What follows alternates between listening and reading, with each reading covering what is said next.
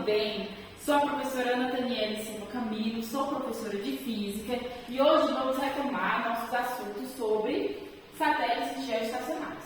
Primeiro vamos lembrar que satélites geoestacionários são os satélites que vão orbitar ao redor da Terra com o mesmo período, ou seja, vão orbitar fazendo o movimento de rotação ao redor da Terra junto com a Terra. Então, se eu me tomar como referencial e olhar para o satélite logo acima de mim, ele vai parecer que está parado. Afinal, ele está fazendo o mesmo movimento que eu estou. Então, pessoal, qual é a posição que esse satélite deve ocupar aqui? Pode ser qualquer altura? Pode ser qualquer altura do centro da Terra até esse satélite? Não pode. E vamos calcular qual que é essa altura.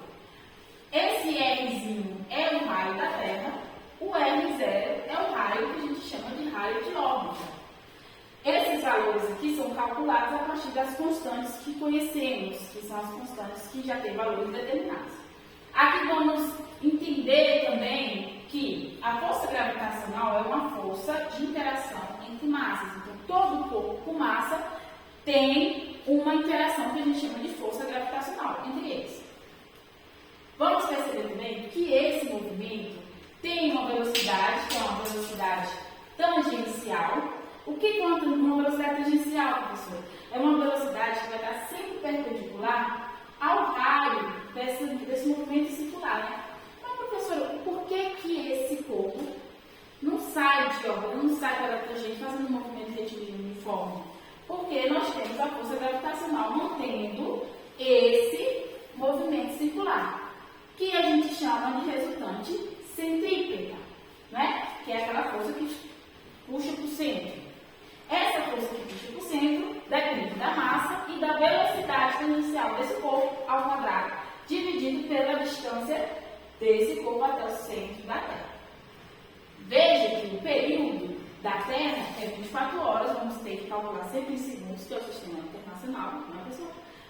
Uma hora tem 60 minutos e um minuto tem 60 segundos. Para eu saber quanto tem em segundos em 24 horas, eu multiplico 60 vezes 60, que dá 3.600, vezes 24 horas, que dá 86.400. Dessa forma, temos que, para calcular o raio de órbita, temos que fazer a relação da força resultante com a força centrípeta.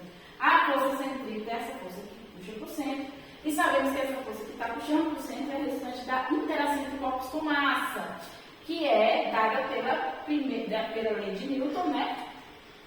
Usando a relação entre massas dos corpos. Quando nós fazemos essa igualdade, percebemos que a massa do corpo pequeno, né, desse corpo que é o satélite, não importa, olha ela aqui indo embora. Quando eu multiplicar, dividir, passar ela dividindo para o outro lado, M com M vai dar 1. E aqui o raio também vai embora. Esse raio vai ser outro lado. Sobrando somente um raio, né? R0 ao quadrado. Que é o raio de órbita. Fazendo a explicação da velocidade, temos que todas as constantes aqui têm valores determinados. Menos o R0, que é o raio de órbita que a gente está procurando.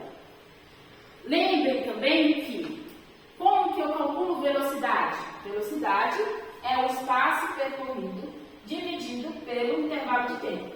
O espaço percorrido não é exatamente o círculo. Como que é que eu calculo o comprimento do círculo? Alguém? Alguém sabe? O comprimento do círculo é 2π vezes o raio, né? 2π raio, 2πr. Então, e o tempo? Qual é o tempo que esse satélite tem que levar para percorrer todo esse círculo? Ou seja, fazer uma rotação completa em torno do eixo da Terra? Tem que ser 24 horas, porque afinal ele tem que estar geoestacionário. Em relação à Terra, ele deve estar paradinho. Dessa forma, fazemos essa divisão, vamos colocar os devidos valores com seus decimais e chegamos à seguinte relação. Sabendo que as equações 4 e 3, que a gente já revelou elas aqui, fazendo a substituição e reorganizando todos os valores, Todas as constantes aqui têm um valor determinado. G tem um valor determinado, que é a constante universal. M tem valor determinado, que é a massa da Terra. T tem valor determinado, que é o período, que deve estar em segundos.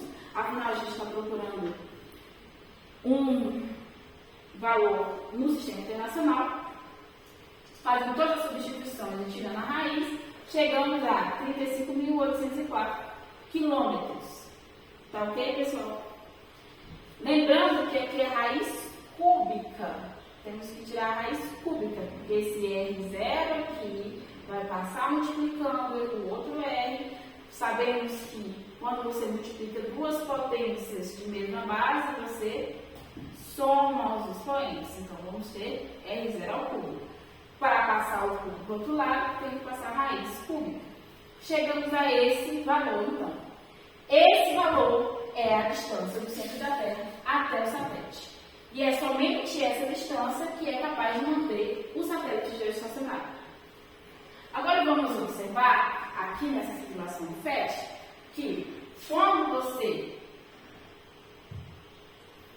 movimenta o satélite, o vetor, que é essa seta que demonstra a grandeza, mostra que a grandeza é grande ou pequena, né? Essa entidade matemática representa essa grandeza, diminui com a distância, e essa diminuição, esse encolhimento, é o quadrado dele, né? Então, quanto maior a distância, menor é a força.